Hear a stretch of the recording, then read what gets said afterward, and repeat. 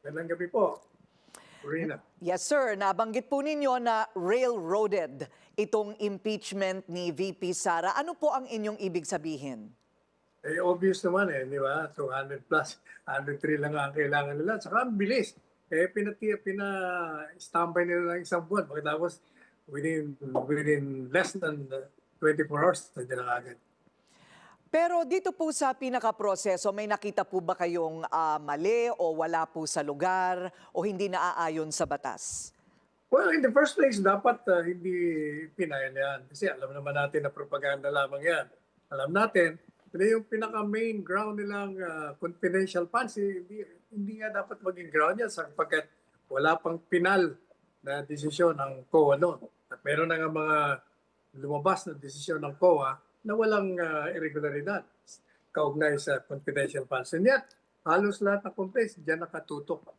Yes, sir. Medyo mahaba pa po itong proseso pa lang ito dahil magkakaroon pa ho ng hearing. So kayo po ay parang positibo na ito po ay madedepensahan ng bise at ng kanyang kampo. Well, definitely, si VP Inday Sara is ready to face the impeachment and she will face it courageously, smilingly, and competently. Nakausap niyo na po ba ang bise? Ano po ang kanilang reaksyon? Ang reaksyon ni VP Sara, binigay niya na bago pa nangyari yan, di ba? 2 weeks ago, sinabi niya, I'm ready for the impeachment. My legal team is ready. Bring it on. Ganun po. Okay, so possible repercussions. May nakikita po ba kayong mga konsekwensya nitong Duterte impeachment?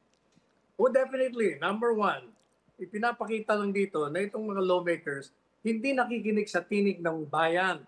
Pinakita na yan nung nakarang linggo nung nagsagawa ng suporta sa panawagan ni Presidente Marcos Jr. na itigil niya ng impeachment dahil unang-una, ito ay walang saysay, hindi makakatulong sa kahit na sinong Pilipino at magkakalikha lamang ng mas malalim na hidwaan. Pangalawa, hindi rin sila nakikinig sa kagustuhan ni Presidente Marcos Jr.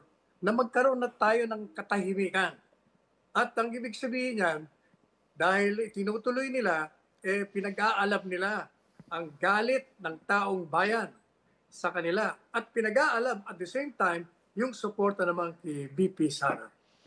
So, sa kampo ng mga Duterte, sila ba'y naniniwala? Kayo po ba'y naniniwala na walang kinalaman ng Malacanang sa pagpatupad ng impeachment? Gayong ang kanya pong sariling anak, ang anak po ni Pangulong Marcos na si Congressman Sandro, ay kasama po dito sa mga pumirma.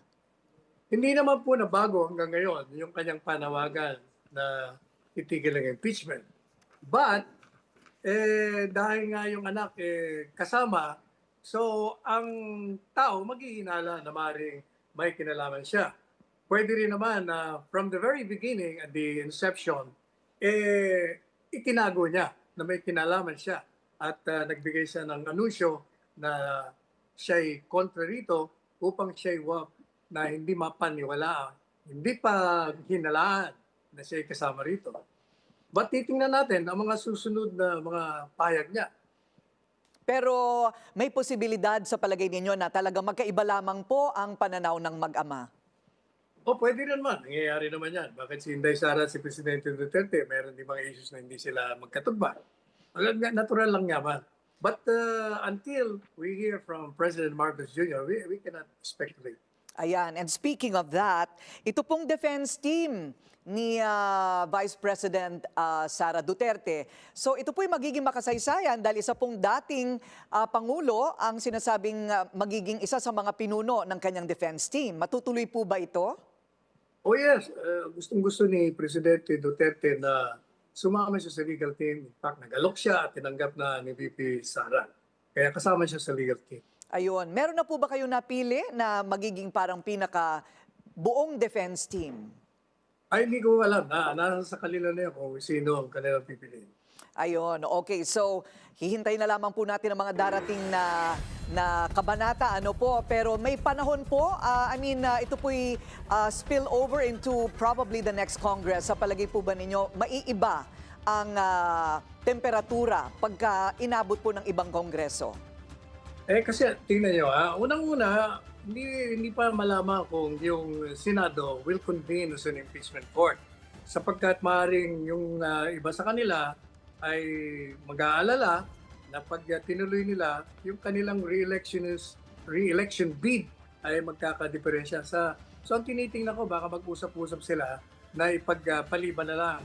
Pero ang problema sa pinagpaliban mo yan, aabutin ka ng 1-year ban at ipapile mo na naman sa next year.